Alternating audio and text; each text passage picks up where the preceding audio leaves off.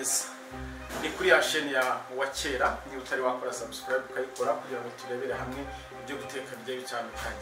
Nkuko twabwiye ko duhora tubashakira ibyiza gusa, uyu munsi ibintu twagiye tubishyira mu maseri, muzaya mubibona biri mu maseri kugira ngo hazemo n'ama episode. Ubu rero turatangira seri yerekeranye n'ifarini, ariko ku ifarini ivamo ibintu byinshi cyane. Ahubwo twebwe hari abantu benshi baba bakunda amacapati, hari n'abadusabye turahera kuri chapati.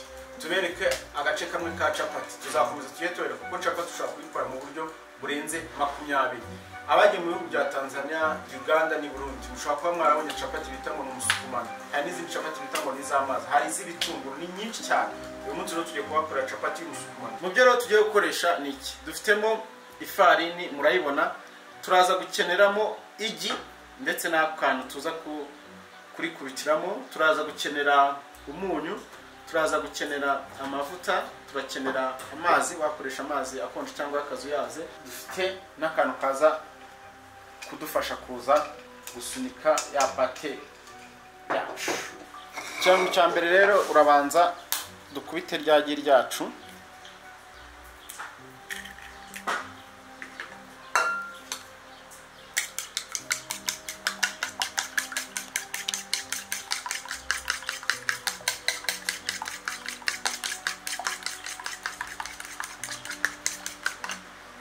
Igi irangije ushyiramo umunyu, akunyu gake rwose.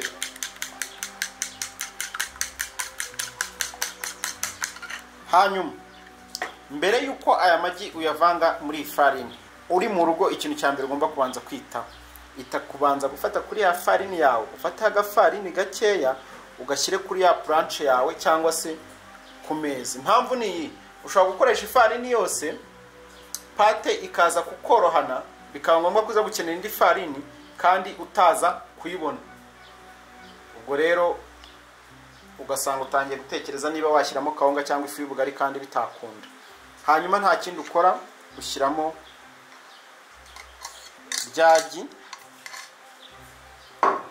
hanyuma ukabanza ukavanga neza. Bibutse ko iyi ari chapati y'umusukumano.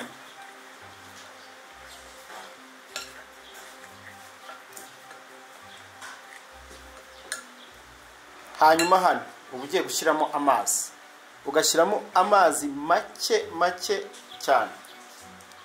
Ugenda wongeramo amazi bitewe n'uko uri kumva pate yawe.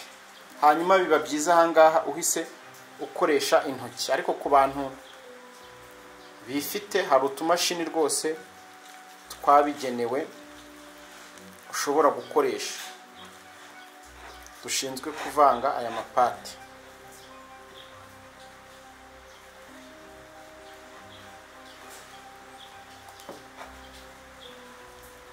Urabona ko ni pate ntoya, ariko ukeneye gukora capati nyinshi wakakiriza abashyitsi, icyo gihe rwose ni ibintu biba byoroshye cyane. Uraduhamagara tukakubwira quantité wakoresha uko yaba ingana. Hanyuma ugenda ukoresha akanya yawe kugira ngo ubashe kwikuraho ya pate. Rero niba yafashe, icyo ukora ni iki: ugenda ufata ka gapate kari ku ntoki kugira ngo ugakureho, ukagenda ugakuzaho ya farini umeze nk'uyikaraba.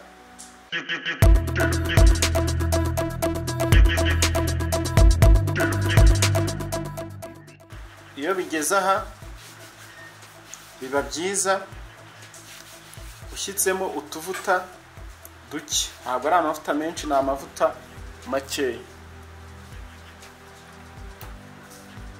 Duke cyane ni nko gutonyangirizaho rwose. Tuzabereka n'izindi capati zotswa, capati zikunda kuribwa cyane mu bihugu by'Abarabu, mu bihugu by'Abayahudi barazikunda cyane.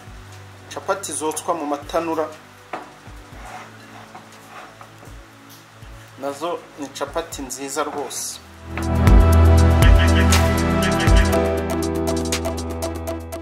Iyo ufite n'abantu benshi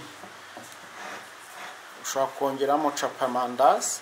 Pate rero yacu twashakaga twamaze kuyibona. Uba ugeze igihe cyo kugira ngo uyikure handi wayiteguriye uyishyire kuri ka gapuranje. Ubanza gusigaho ya farini yawe. Udafite puranje ntabwo byavuga yuko iyo capati yawe utayikora, kubera yuko ukorera ku meza nanabikora neza cyane. Nkuko nababwiye rero ngo n'ameza arayikora. Ubundi ameza cyane cyane kuko ari igitata ari igiplastike nicyo kikora neza. Pate yacu rero yarangiye. Hasigaye rero dusigaje kugira gusa ngo dukuremo za capati. Ushaka kwibaza ngo bigenda biti? Nta kundi.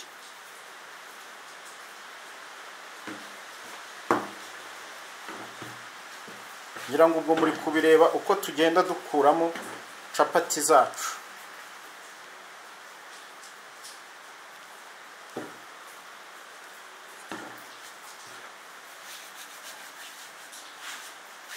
Wabonye umumaro wa ya farini tuba twasize. Utayisize waza kwisanga wabuze iyo usukumisha. Iyi forume ni nayo bakoresha bakora imigati. Urabona tubonye dupate tune kandi nitwo twagomba gukoresha, nta kindi. Haba hasigaye rero kugira gute? Kuza kuyisukuma.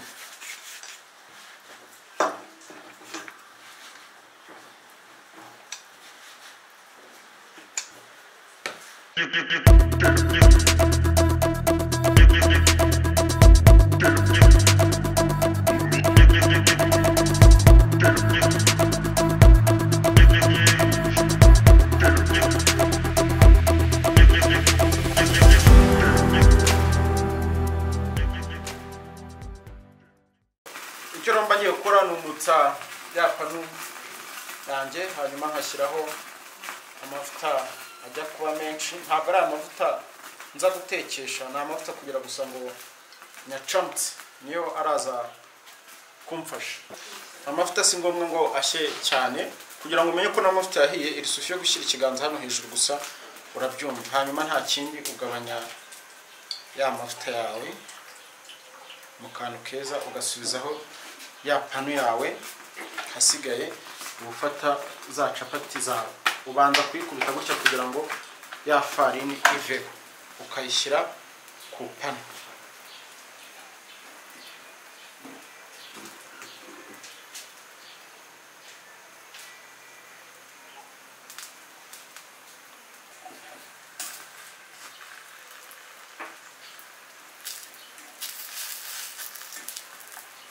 Hindura ya capati yawe. Wamara kuyihindura noneho ugafata ya mavuta ugasuka.